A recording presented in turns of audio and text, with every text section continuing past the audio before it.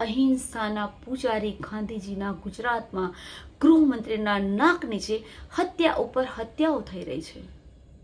ગુજરાત સરકારની છત્રછાયામાં મેટ્રો ટ્રેનની સ્પીડે ભ્રષ્ટાચાર દોડી રહ્યો છે.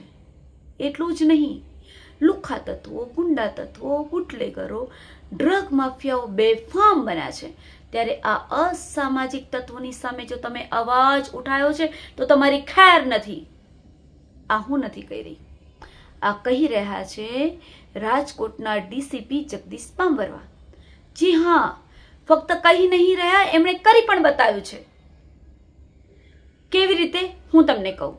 થોડા દિવસ પહેલા ભાવેશ વાવાણીની જ્યારે હત્યા થઈ ત્યારે હત્યાના આરોપીઓ જ્યાં સુધી પકડાય નહીં ત્યાં સુધી ડેડ બોડી ન સ્વીકારવાના સંકલ્પ સાથે જ્યારે સમાજના આગેવાનો આંદોલન કરતા હતા ત્યારે મોતનો પણ મલાજો રાખ્યા વગર ત્યાં લાઠીચાર્જ કરવામાં આવ્યો.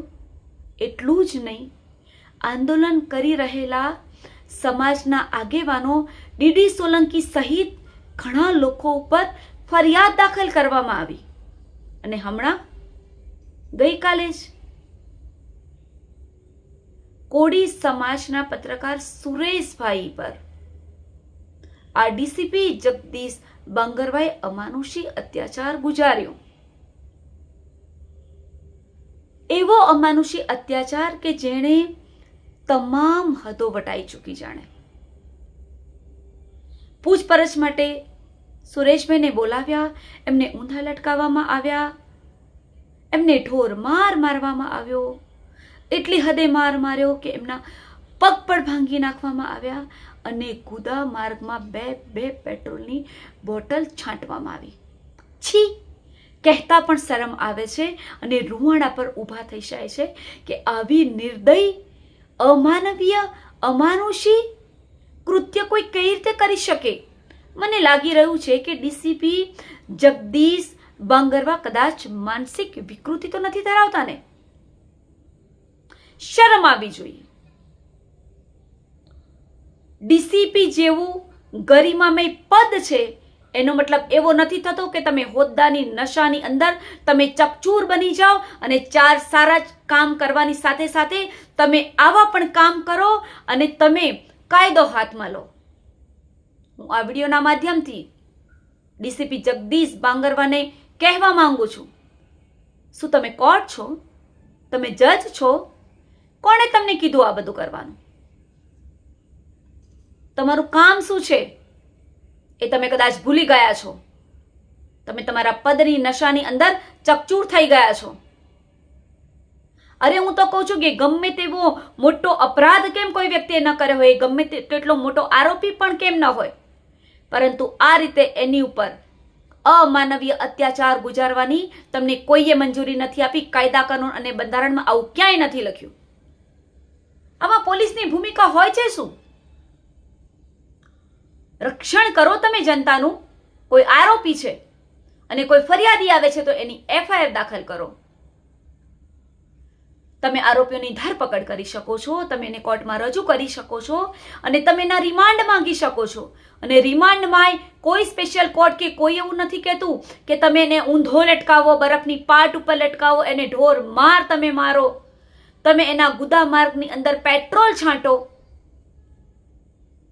આ જે અમાનવીય કૃત્ય આચરવામાં આવ્યું છે કોડી સમાજના પત્રકાર ઉપર, જે રીતે બર્બરતાપૂર્વક એને માર મારવામાં આવ્યો છે એની ઘોર નિંદા કરીએ છીએ. ખરેખર આ આરોપો સાચા હોય તો આ જગદીશ બાંગરવા ઉપર ગુનો દાખલ કરવામાં આવે અને જે ડીસીપી જેવા પદમાં મદહોશ થઈ ગયેલા આ જગદીશ બાંગરવાને અહેસાસ અપાવવામાં આવે કે કાયદો તમારી ઉપર પણ લાગુ થાય છે અને તમે કાયદાનો દુરુપયોગ કર્યો છે, સત્તાનો દુરુપયોગ કર્યો છે અને પદની ગરિમા તમે નથી સાચવી, તો એ બદલ માનવીય અધિકારોનું હનન કરવા બદલ આ ડીસીપીને ડિસમિસ કરવામાં આવે અને જેલની સલાખોની પાછળ ધકેલી દેવામાં આવે. સાથે હું કોળી સમાજને પણ કહેવા માંગુ છું કે 2017ની અંદર જ્યારે ઉના કાંડ થયો ને ત્યારે તો દલિતો જાગી ગયા, એક થયા. આ ગુજરાતની અંદર SC, ST, OBC માઇનોરિટી, ખબર નહીં આ લોકો શું સમજે છે, ફક્ત વોટ બેંક તરીકે ઉપયોગ કરવામાં આવી રહ્યો છે. આજે અડધી અડધ વસ્તી ઓબીસીની છે. ઓબીસીના મતથી આ સરકાર બની છે. અને હમણાં જ બગદાણાની અંદર નવનીતભાઈ ઉપર જે અત્યાચાર થયો એ સમગ્ર ગુજરાતને ખબર છે. ત્યારે કોળી સમાજના, ઓબીસી સમાજના જે મંત્રીઓ છે એમને પણ બે હાથ જોડીને વિનંતી કરી રહ્યા છીએ કે તમે ક્યાં છો? સમાજને તમારી જરૂર છે. તમારી સરકારની અંદર આ રીતે યુવાનો ઉપર અત્યાચાર થઈ રહ્યો છે, તો શું આ અત્યાચાર કરવા માટે વોટ સમાજે આપી અને તમને મંત્રી પદ સુધી પહોંચાડ્યા છે? ધરી દો ને રાજીનામા. કહી દો તમે તમારી સરકારને કે ઓબીસી સમાજના વોટથી અમે નેતા બન્યા છે અને તમારી સરકાર બની છે. શું કોળી સમાજ, ઓબીસી સમાજ, દલિતો શું આપણે માર ખાવા માટે જ જન્મ લીધો છે? અન્યાય, અત્યાચાર સહન કરવા માટે જ જન્મ લીધો છે? આ વિડીયોના માધ્યમથી SC, ST, OBC તમામ બહુજનોને હું આહ્વાન કરું છું કે જાગો ઓબીસી, જાગો, જાગો બહુજનો, જાગો. આપણે એક થાવ. આપણા વોટથી જે લોકો નેતા બની ગયા છે, જે સરકાર બની ગઈ છે, એમની છત્રછાયામાં, એમની રહેમ નજર હેઠળ આટલો અત્યાચાર થઈ રહ્યો છે, તો ક્યાં સુધી આપણે આ અત્યાચાર સહન કરીશું? અવાજ ઉઠાવો, એક બનો. અને જ્યાં સુધી ન્યાય નહીં મળે, જ્યાં સુધી આજે ડીસીપી જગદીશ બાંગરવાને જેલની સલાખોની પાછળ ધકેલવામાં ન આવે, એને ડિસમિસ કરવામાં ન આવે, ત્યાં સુધી ખરેખર ઝપીને બેસવું ન જોઈએ. આવો આપણે સૌ સાથે મળીને SC, ST, OBC minority Bahujan એક બનીને આપણા હક અધિકારો પર તરાપ મારનાર, આપણી સાથે અન્યાય અત્યાચાર ગુજારનાર જે મનુવાદી લોકો છે એમને જડબાતોડ જવાબ આપીએ. યાદ રહે ઓબીસી, ફક્ત તમને અછૂત કહેવાનું જ બાકી રાખ્યું છે. બાકી હજારો વર્ષોથી તમારો ઉપયોગ કરી હક અધિકારો છીનવી અને વર્ષોથી રાજ કરી રહ્યા છે અને આપણને પ્રતાડિત કરવામાં આવી રહ્યા છે.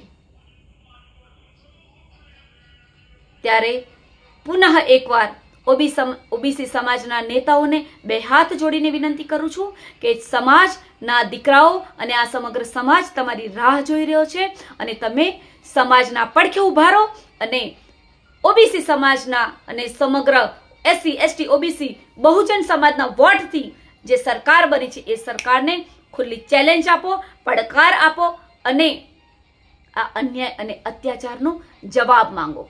જય ભારત, જય સંવિધાન, જય જય ગરવી ગુજરાત.